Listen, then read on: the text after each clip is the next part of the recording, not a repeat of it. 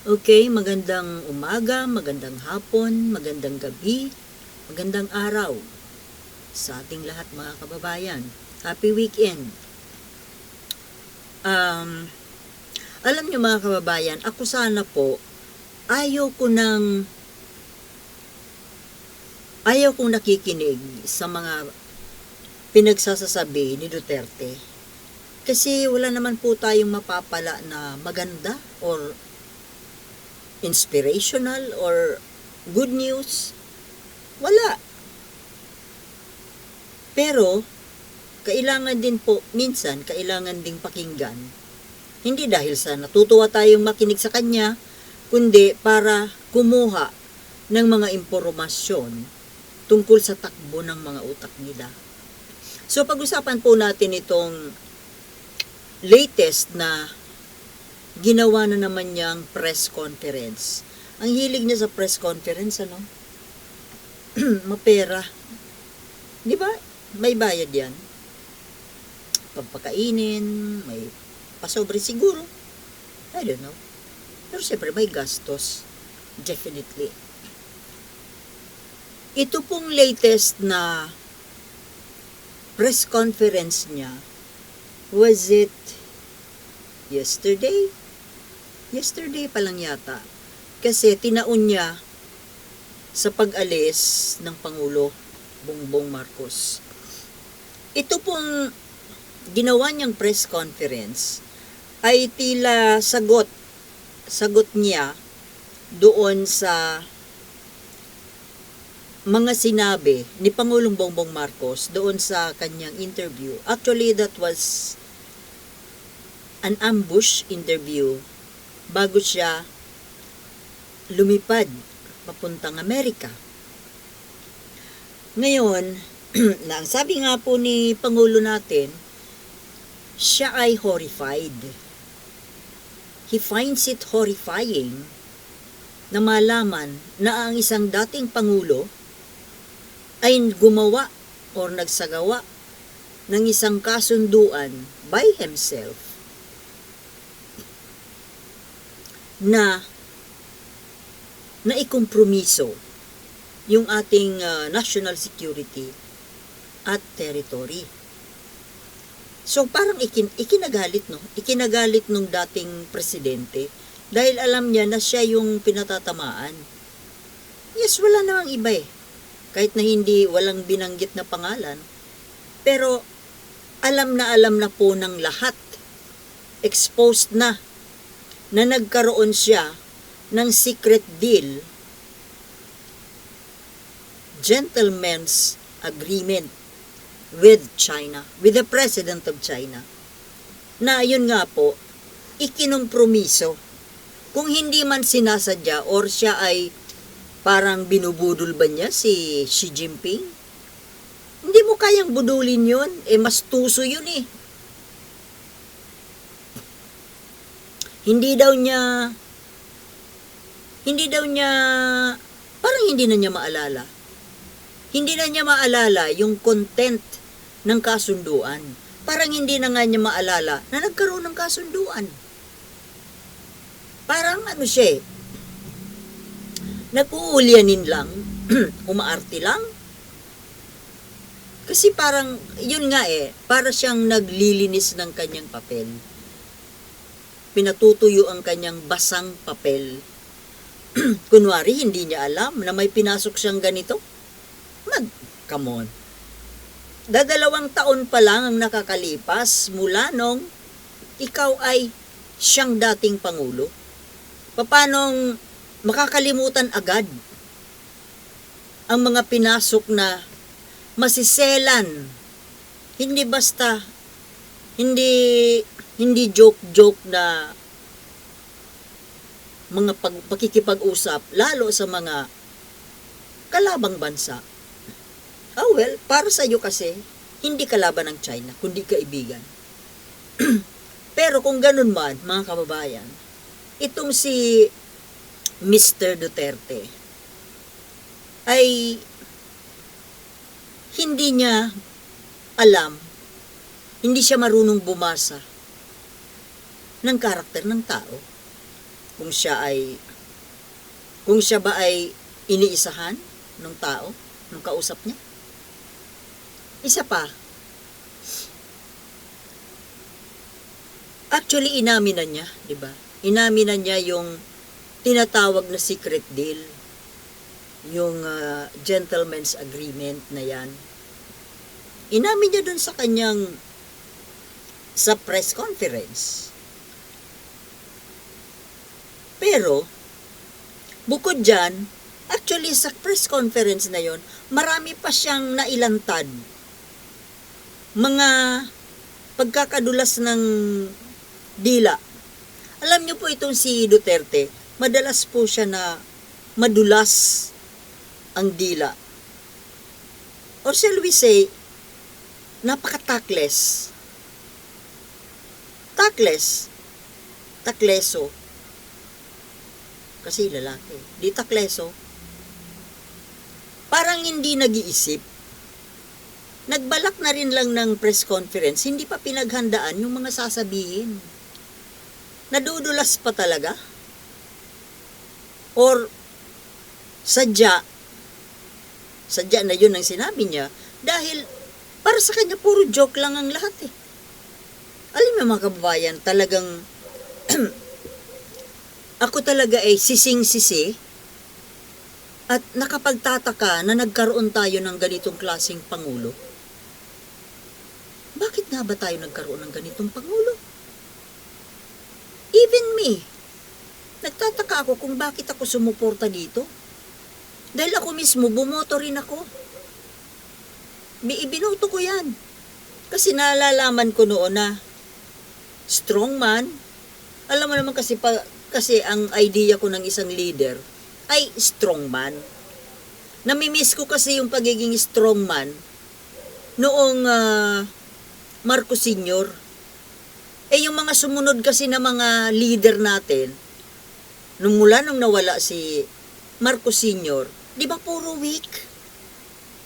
Lahat yun weak. Mula kay Cory. Kay Cory lang napakalaking disappointment. Yung mag-ina. Although si Noynoy naman ay may nagawa na remarkable. Itong ang dadala ng pag-aakyat ng kaso tungkol nga dito sa West Philippine Sea sa UNCLOS. At least magandang achievement yun. Kaya para sa akin, parang akong naghanap ng isang sorry po, hindi pa ako magaling. Ayoko lang kasing mawala sa ere dahil lalo pa bukas ay Sabado. Ngayon, siguro ko naman po by this time, aware na kayo. Sorry. Aware na po tayong lahat tungkol doon sa press conference na yon. Narinig na natin at narinig natin kung ano ang pinagsasabi. Nung narinig ko po yung interview na yon kay Duterte, yung part na minuran niya si PBBM, para pong hindi ako makapaniwala. Ako po ang masyadong nasasaktan eh. Natural makakarating yun kay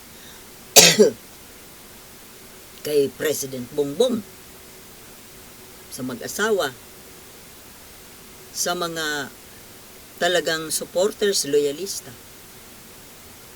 Ako mismo, masyado akong nasaktan doon sa ginawa at ako ay takang-taka kung paano ang isang matanda, nakatatanda na supposed to be siya, since siya ay former president at mas matandang di hamak kay Bongbong Marcos.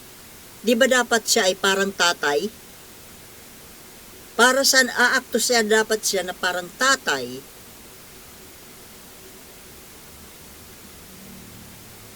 or mentor, dahil Mas matanda siya at mas nauna siya na naging Pangulo. Although, kung tutuusin po, hindi naman kailangang mentoran si Bongbong Marcos. Di ba mga kaloyalista? Yung mga talagang totoong Marcos loyalist, naiintindihan ang sinasabi ko na hindi kailangang i-mentor si PBBM dahil sobra-sobra ng pagme-mentor ang natanggap nito sa kanyang magulang. 'Di ba? Ang dapat nga i-mentor itong si Digong eh. Si Digong at si Sara, yung mga anak nito. Itong Duterte family na ito na pumasok sa politika na tila baga wala namang kaalam-alam talaga. Hindi bagay maging mga public servant. Imagine mga kababayan, isang dating Pangulo.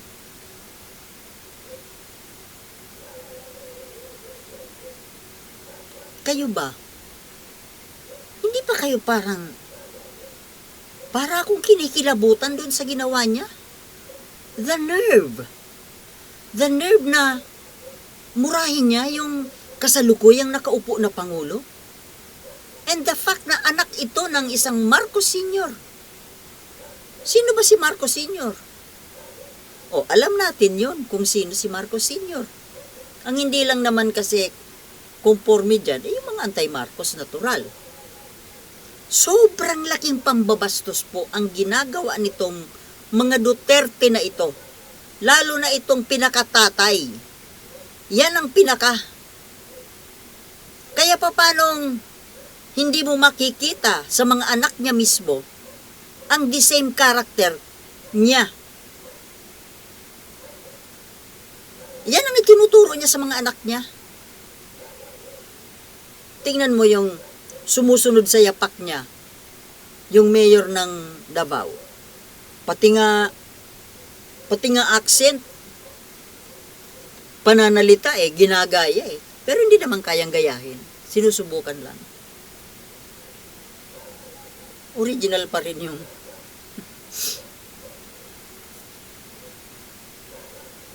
mga kababayan, grabe. Ako'y talagang wala na talaga akong karespeto dito sa mga Duterte na ito. Biruin mo, isang Pangulo ng bansa, sitting president, magpapa-press conference ka, tapos mumurahin mo. Hindi lang basta mura, yung pinakamatinding mura na matatanggap mo. Saan kumukuha ng lakas ng loob itong matandang ito? The nerve.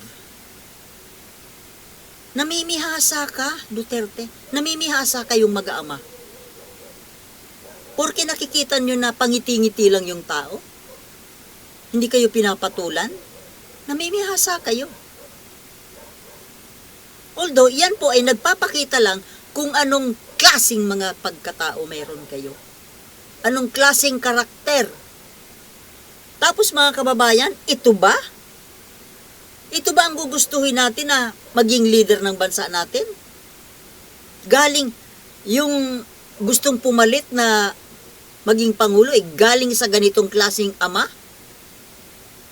Tingnan nyo na lang ang pag-uugali. At nakukuha ito ng mga anak na gusto nilang iupo.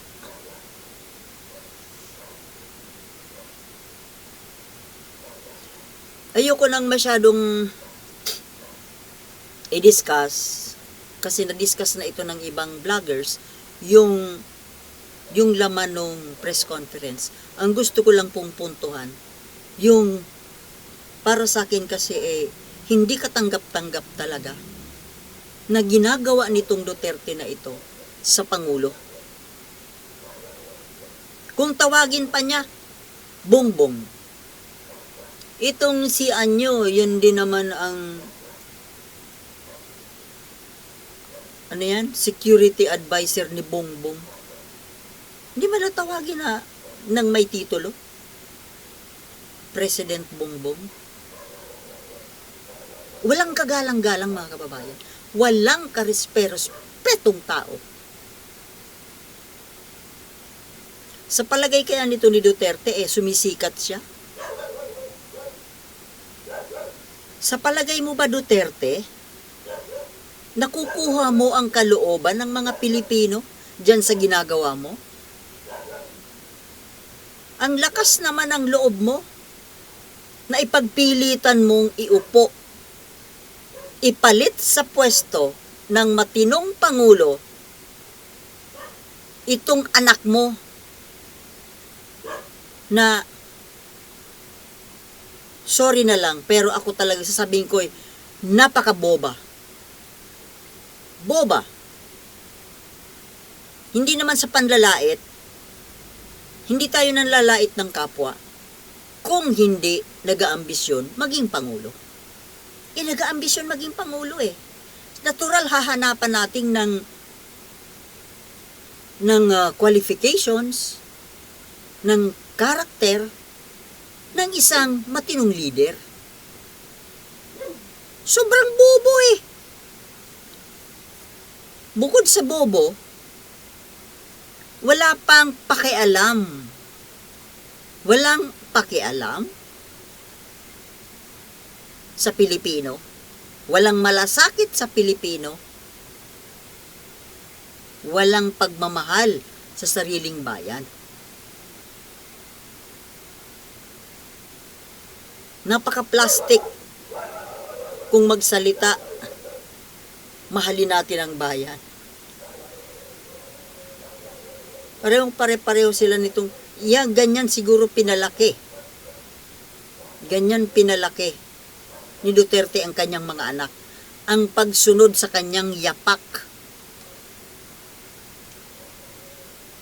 Grabe, kung makapamintas, pintasan si Pangulong Bongbong Marcos na second year college lang ang natapos. Wow! Magsalita kayo. Bakit ikaw? Paano ka nakagraduate? Ilang taon ka nga inabot sa high school? Ikaw mismo nagmalaki, 7 taon. At saka, ipinagmamalaki mo na graduate ka ng law? Abogado ka? Nasaan ang pagka-abogado? Hindi ko makita. Wala ni katiting na karakter ng isang matino, tunay na abogado, yang pagkatao mo. Palibhasa kasi, ikaw mismo ang nagsabi na ang grade mo 75. Ano nga ba ang natutuhan ng isang estudyante na ang nakukuhang grado is 75? Baka hindi nga yan makapag-memorize baka nga hindi pa niyan memorize ang preamble. Hindi po ako naniniwala na yan ay pumasa sa bar. Sorry. Sa ganyang klaseng utak, ganyang klaseng demeanor ng isang abogado, hindi ka panipaniwala mga kababayan. Abogado pero hindi marunong gumalang ng batas. Abogado pero gumagawa ng mga taliwas sa batas. Mamintas ng kapwa. Pintasan mo si Bongbong Marcos na second year college lang, samantalang ikaw ay nakapagtapos ng abogasya. Talaga lang? Natapos mo nga ba? Or baka dinaan lang yan sa takutan? O sa under the table? Kasi ang pagkakaalam ko yung mga nag-aaral ng law. Sorry sa mga lawyers pero ito'y nalaman ko lang na ang mga law students daw parang kailangang sumali sa mga fraternities. Nang sa ganon, pagkuha daw ng bar exam, kahit paano nakakasigurado napapasa. I don't know about the mechanics. I don't know kung totoo. Kasi narinig ko lang yan Hindi kaya ganon? Kaya pumasa sa bar exam, para lang maipakita dun sa kanyang ina na nakapasa. Kasi kung talaga pong nagkaroon ng laman ng utak, hindi dapat ganyan ang demeanor ng isang tunay na abogado.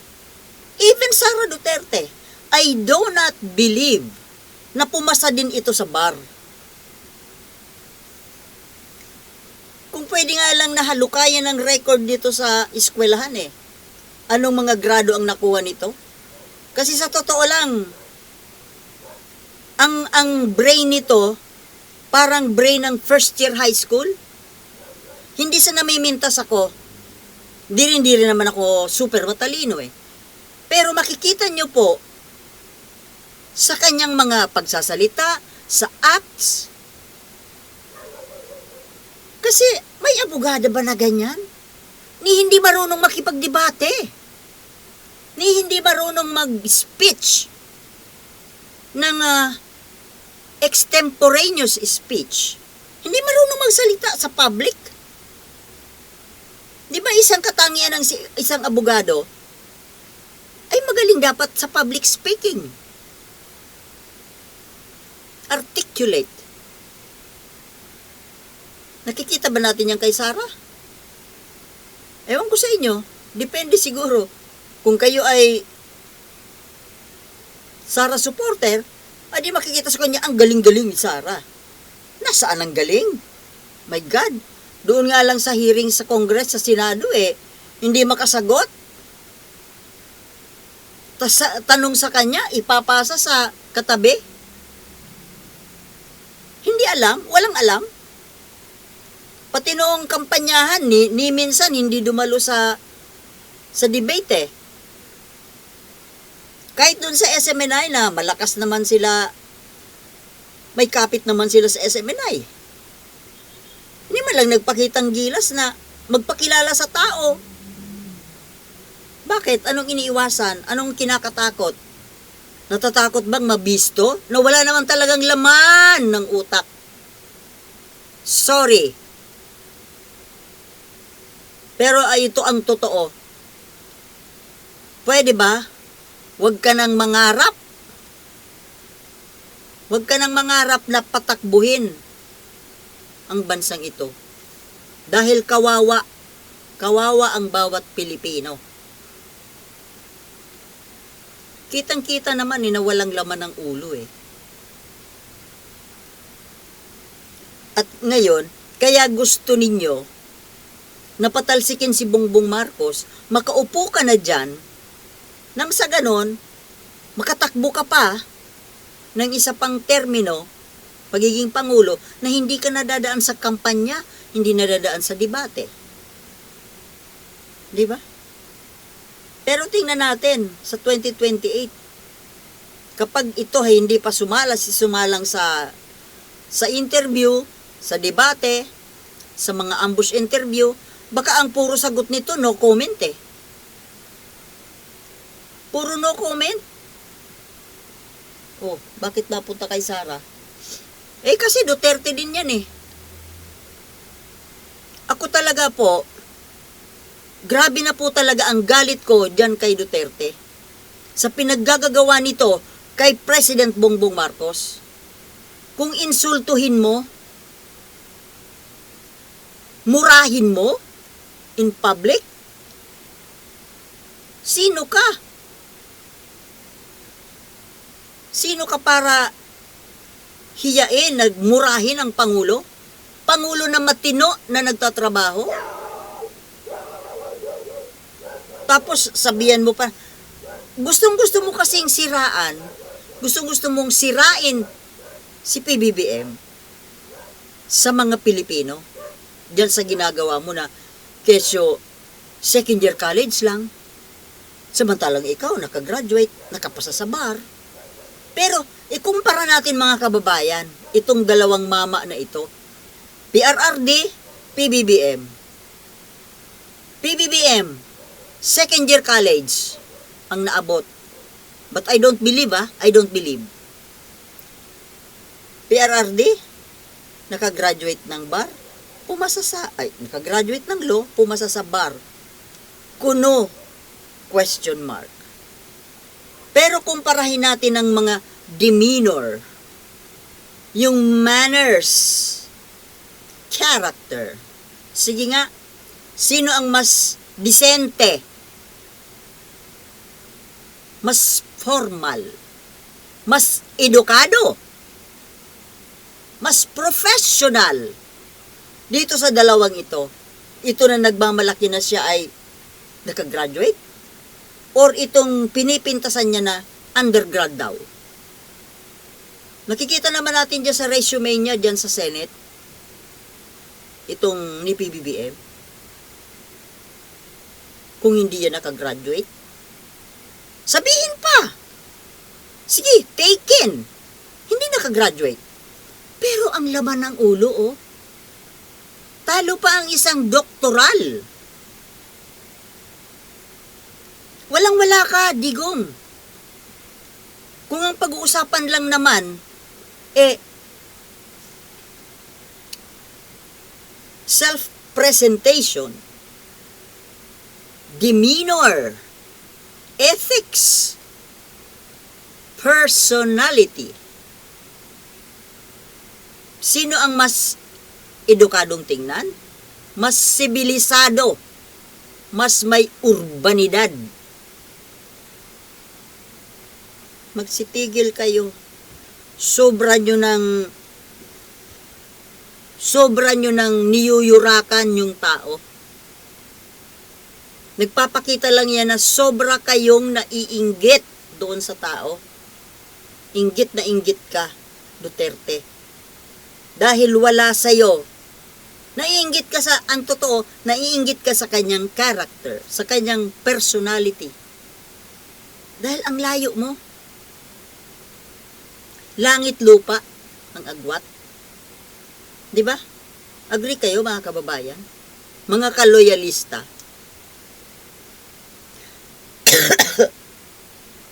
Okay.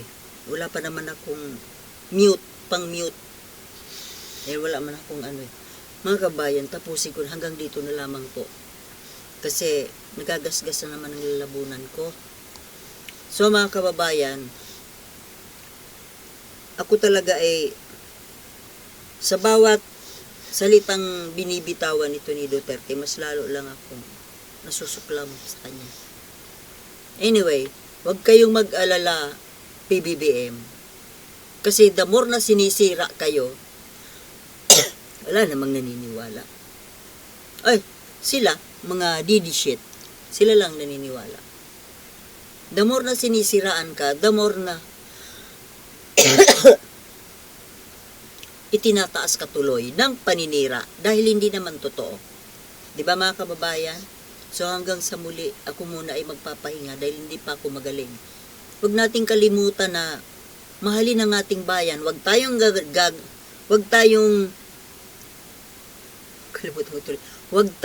tutulad sa Duterte.